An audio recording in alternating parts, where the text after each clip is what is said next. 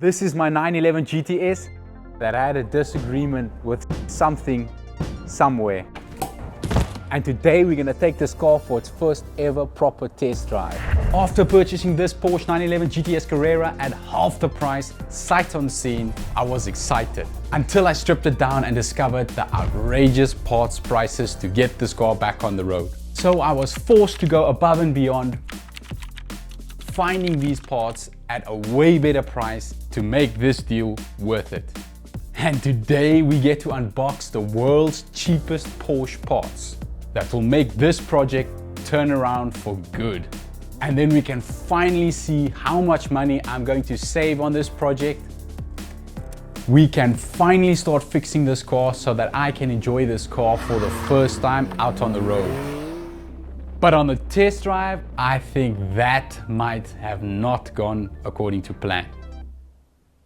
First objective to get this car out on the road is we're gonna have to fix the cooling system. Now, those of you guys that watched the previous video on this build, the parts prices were outrageous. If you wanna know how much these parts cost, you're just gonna have to go back and watch that video if you haven't seen it. But I had some help from a friend, and now we've got some unboxing to do. And to get these two crates on South African soil, well, that cost me an extra 85,000 South African rands. This is, to me, an early Christmas present. I've been waiting a very long time for these parts, and I think it's time for us to open them. This should be almost enough for us to finish off this car.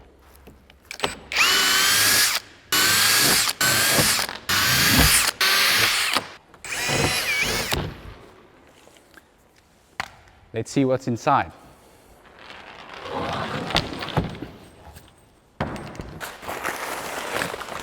Must say it's pretty well packed.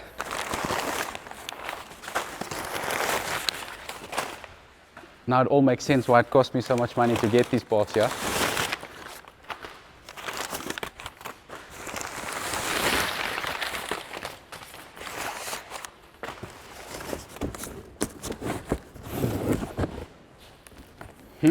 Okay, let's see what's inside.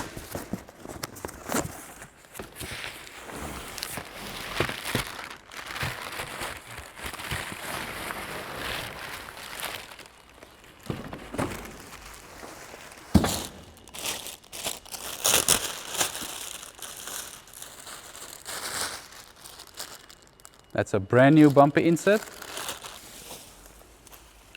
Another bumper insert.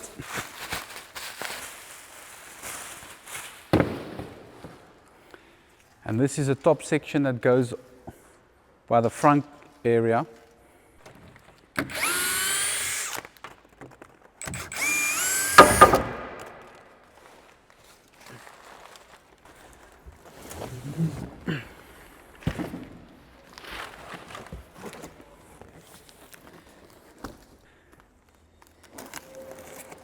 I can't even remember what parts are all in here because it's a lot of parts that we need, number one.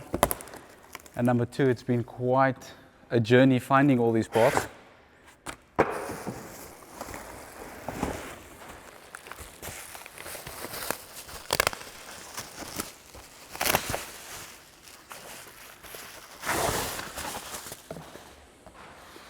That's an air duct for the rad pack.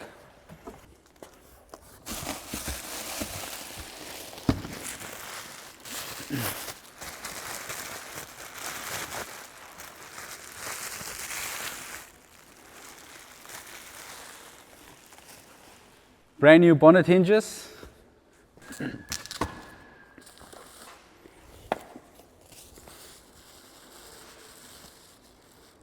Washer jets for the headlights.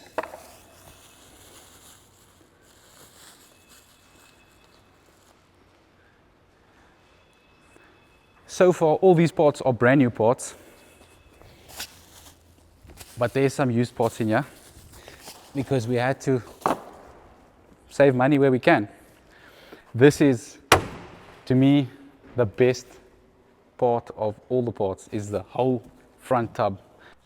Let's open up the second crate.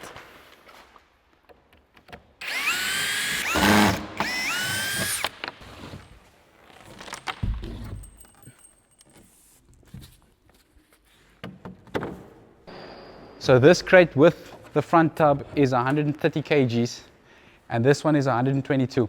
Like I said, I can't remember what parts I ordered, but there should be a lot of parts in this thing because, I mean, there's a lot of weight in that front tub. So let's see. I know what this is. I know what this is.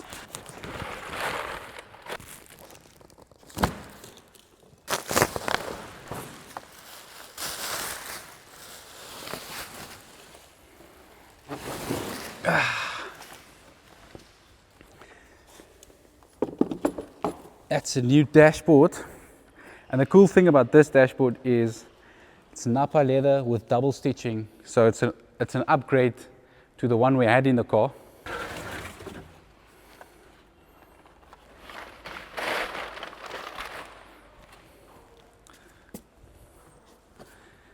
That's a front bumper.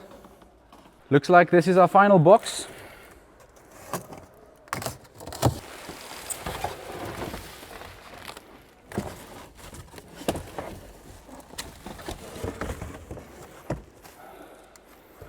That's a complete rat pack. This is what we need to get the car driving. I'm excited. Bumper stiffener with foam.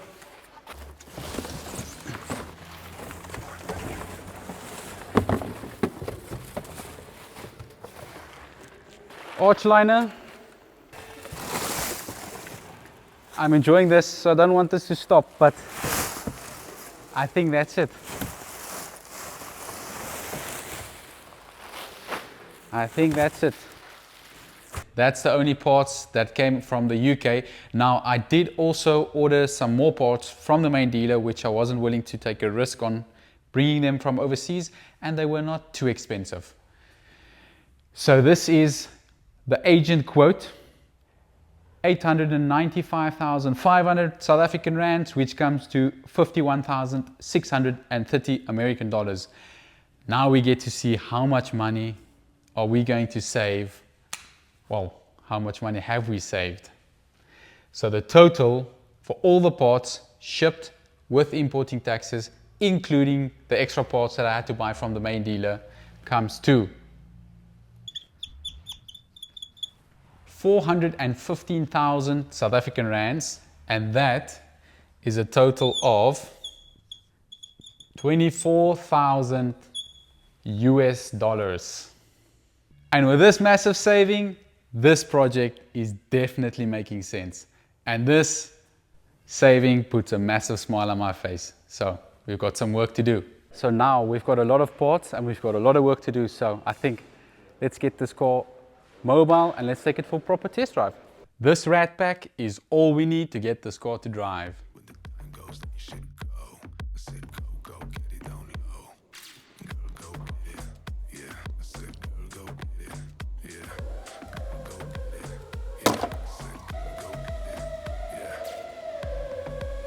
And just like that, our bracket breaks off. But we're gonna replace this tub anyways, so looks like I'm gonna have to make another plan over here. So I might as well just drill into this tub.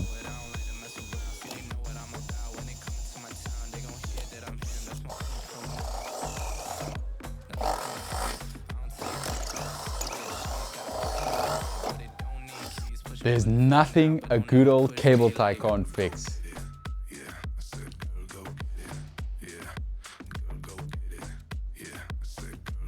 The goal for now is just to get this cooling system mounted onto the car so we can take it for a test drive, and once that's done, we're gonna have to take it off anyways because there's quite a bit of structural repairs that we're gonna have to perform on this car.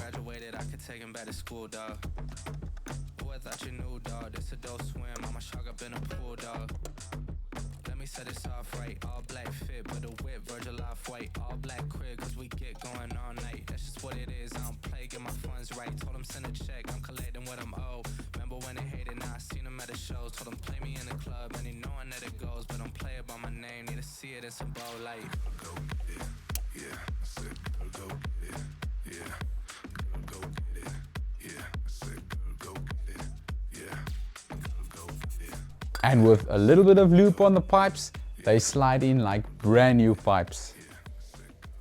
Unless something's bent. This pipe's bent over here, so I'm gonna have to open that up so that the clip can pop in over there, because this clip's not gonna hold like that.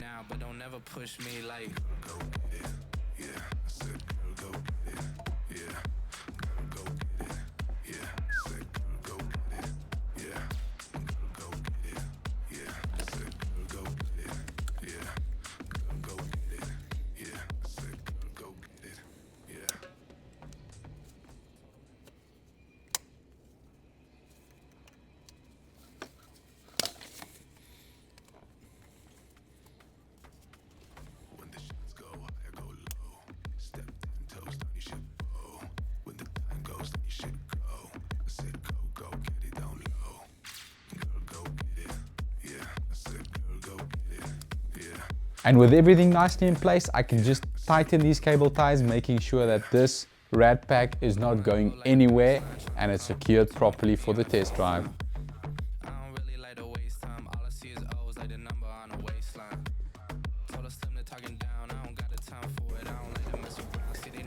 I'm happy with that. It's nice and solid. I've got a tie strap around the wiring harness as well, just to hold it in place, to keep that away from the wheel.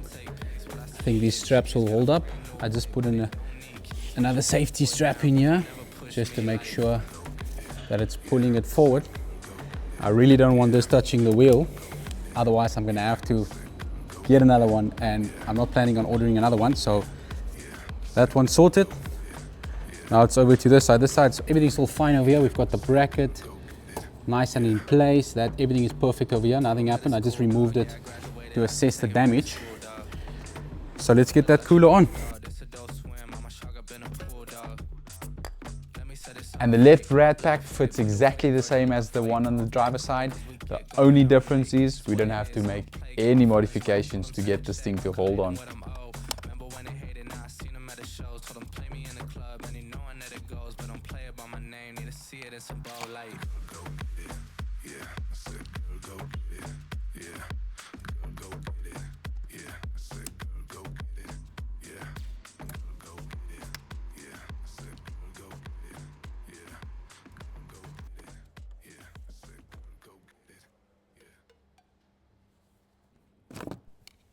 And just like that, the cooling system is sorted and almost ready for the test drive. Now we need to bleed the cooling system, but I took the cowl off because I don't want that thing to grab a lot of wind and just put force on that thing. And with the front sorted, all that is left is to bleed the cooling system.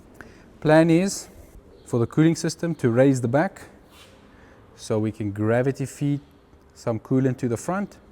Make this the highest point. That's the one thing. And then the second thing is we're going to take a vacuum bleeder and then we're going to suck the new coolant in. So, and after a quick bleeding of the cooling system, we were ready to hit the road.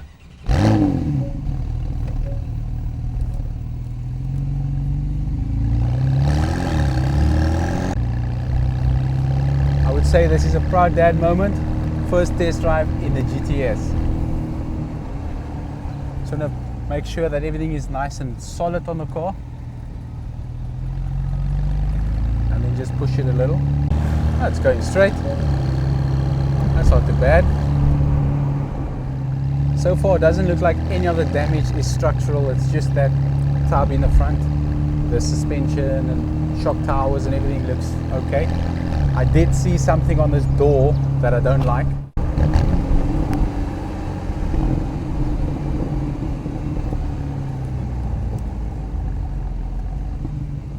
Some sound coming from the front there.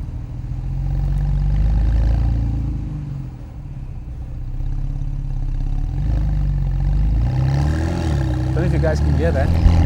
When you apply the brake, what that is. Brakes are working now.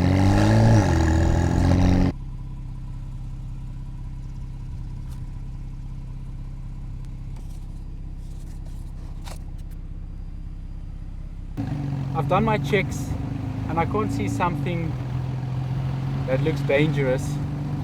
It sounds like something is scraping, but I don't see anything, so I'm not gonna let that sound stop me from test driving the GTS, because this is a big moment for me.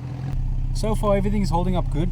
So now I think I'm gonna put this car in a proper mode, Sport Plus manual, and we can do a launch and make sure everything still holds up.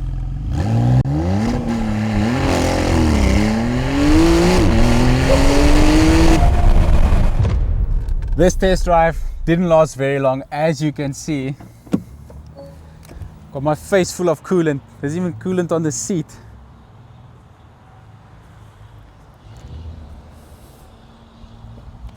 And it looks like it's this pipe over here. Gonna have to get the car back to the workshop so we can sort this out and then test it again. This mess wasn't planned for, and now it looks like I'm gonna have to work on this cooling system again and bleed it. But that's the reason why I do a test drive, to make sure everything is 100%, so that we rather sort it out now than later. First test drive 2.0. So it wasn't the pipe, but it was the guy who put the clamp on there. So I'll take the blame for that. But now we can start pushing this car.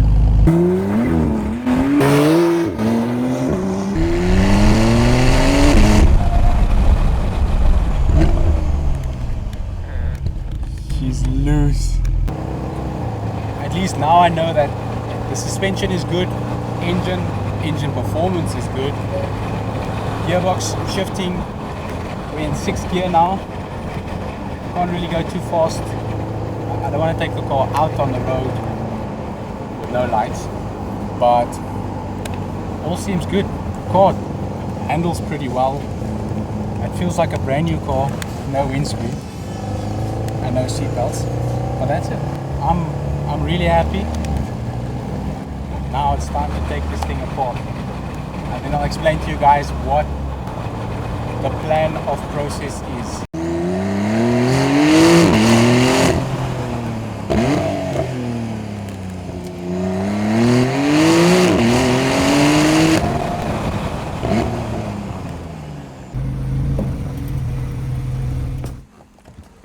I'm really happy with the road test results. Now we need to check the electrical system. So I ran a diagnostic, and that's nothing to worry about. Those two fans are unplugged. That's our steering airbag, dashboard airbag, seat belts, and then that's the two sensors I unplugged at the front. That's no communication with the headlamps. We're going to put the headlamps in now, just to make sure that the electronics are fine on the headlamps and the wiring. Wheel change detected. I'm not going to bother about that right now. That's communication errors again for the headlights. I don't know why this thing's complaining about a convertible top. This thing doesn't have a convertible top. That's some antennas unplugged. Aircon system, it's disconnected. Park assist, the park sensors are gone in front. Power steering limit's not set. That's nothing to worry about. So if I go through these fault codes, there's not really anything to worry about. Gearbox is happy. Parking brake is happy, shift lever is happy, steering wheel electronics, I don't know why that's happy, because, well, it's just the airbag that's disconnected over there. But there's nothing to worry about. So what I've noticed on this door is I looked at the hinges, they look fine, but the alignment on the door is out. I mean, obviously something happened over here. And I saw that this hinge looks a bit wonky compared to the one on the passenger side. But also what's happening is if I close the door and I close the window, then the window basically pushes over the frame over here, and I can stick my finger through here. So I really don't think that this hinge can cause that. Next, I want to check the headlights, and I got us a brand new well, I was told it's a brand new headlight, and when I got the thing, it was the complete opposite. Guy thinks I'm a fool, sends me pictures of a new light, and then he sends me a refurbished light. Anyways, Still a massive saving on the light. So this is the left light that wasn't damaged. This is the right hand side light that was destroyed. I've already put the boxes on from the destroyed lights, so I just want to plug them in now, get the tail lights in as well,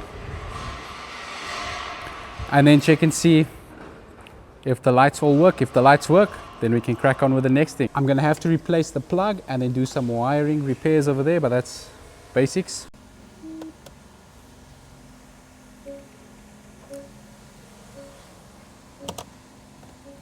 All the lights are working beautiful. So now let's check the rear lights.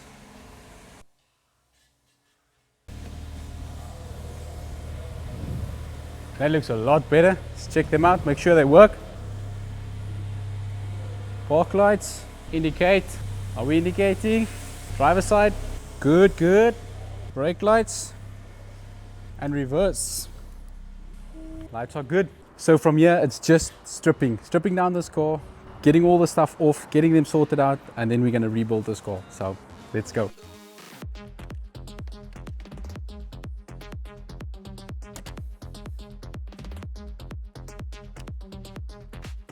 First item on the list is to remove the door so that I can make sense of what the heck's going on with this door. Why is the alignment so out? So that I can check the A-pillar, the hinges, and the door itself.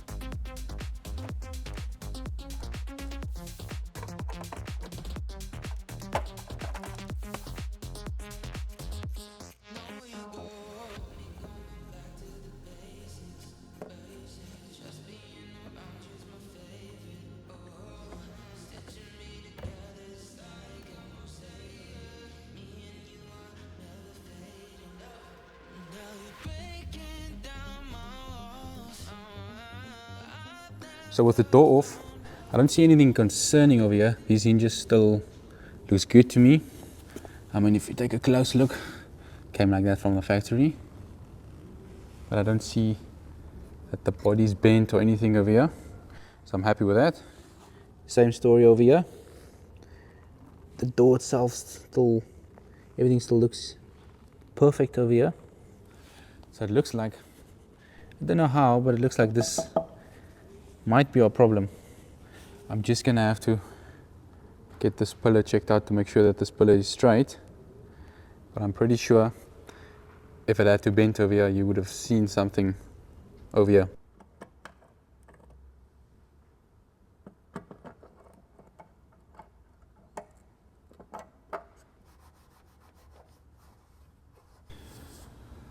I think this is our problem. I can feel a kink here in the body. I'm going to have to compare this to the passenger side, but this doesn't look right. At first I thought when I'm going to take the bolts out, they're going to be bent, but they're nice and straight.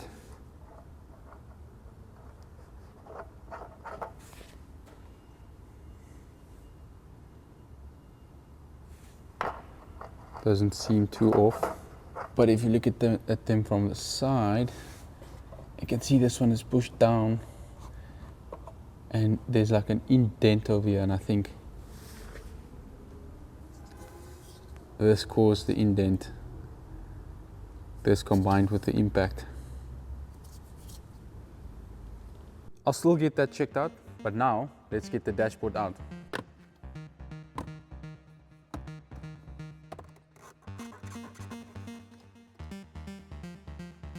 And unfortunately, this dashboard is gonna have to go. If I repair it or replace it, either or, it must come out.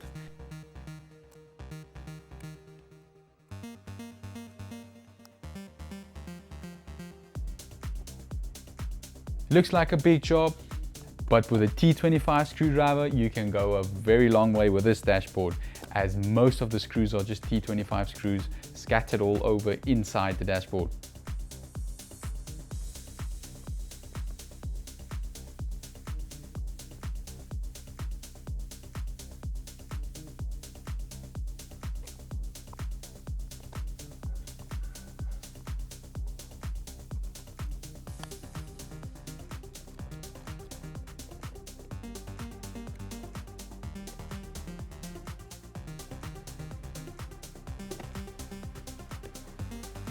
Some of you might ask me, why didn't I just repair the dashboard? Well, if you guys are gonna see now how much I paid for this dashboard with the airbag, then it'll all make sense that it's not even worth repairing this dashboard. And I also personally don't like a repaired dashboard. It's something that you can easily pick up on a car, as it's quite noticeable. And at the end of the day, I'm gonna drive this car and I'm gonna be the one that's gonna have to look at this dashboard.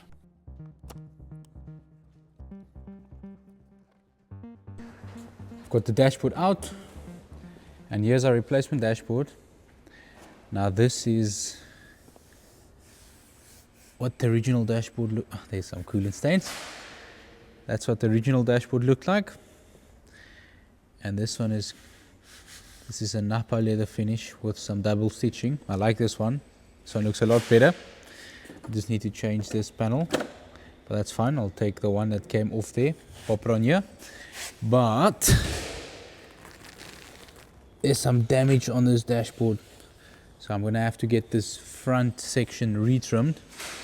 And the cool thing about this dashboard is it came with an airbag, and this dashboard with the airbag together with shipping, importing taxes, everything cost less than what just the airbag would have cost me from the agents. So that dashboard was a massive saving. So the final item to remove from the interior, seat belts. And just to make my life easier, I'm going to get these seats out the way. Then I can access them, get them removed, and then I'm going to send them away to get them repaired. We can save a bit of bucks over there, because buying them brand new is quite pricey. And if I want to, I can change the color. I'm still contemplating if I want to change the color, but let's get the front seats out, seat belts out, and then the only thing that's left is that structural work on the front of this car. Not looking forward to that.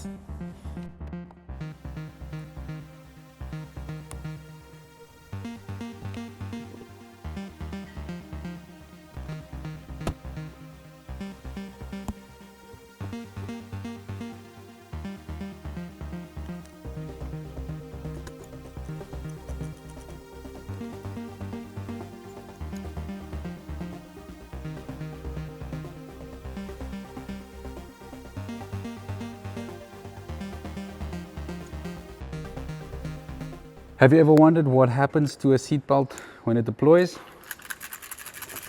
I think let's strip it so I can show you guys exactly what happens to a seatbelt when it deploys.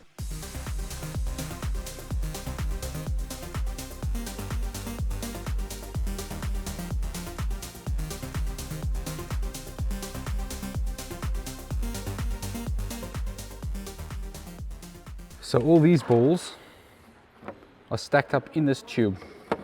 Now there's an explosive right over here, and basically when the airbag control unit sends a signal in the event of a crash, then this deploys and it shoots all these balls through here, and it basically jams this thing in a locked position. So the seat belt goes through here, and then these little buggers end up destroying whatever they want to destroy. Sometimes you open them up, things are fine. Other cases, things are destroyed, but that's basically how it works. And in this side, that's basically that tensions the seat belt. Basically the thing that retracts it. There's a metal spring in here that helps you retract it. And that irritating, when you pull your seat belt and it locks up, it's this little bugger that causes that. So that ball jumps up and down, and then that little plastic pin actuates the locking mechanism. Basically this over here, and that locks it up.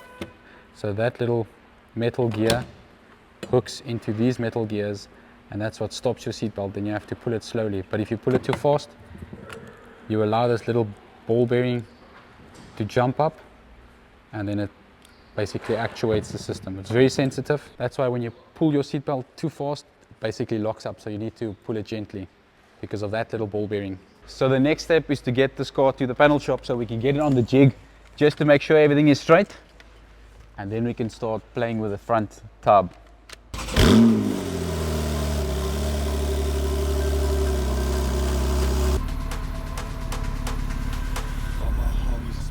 That'll be a wrap for now, guys. If you like this type of content and you want to see this car restored back to the way it's supposed to be, then hit that like button, hit that subscribe button, and I'll see you guys in the next one, where we're gonna have to fit a front tub on this Porsche 911 GTS Carrera. Thank you so much for watching. Cheers.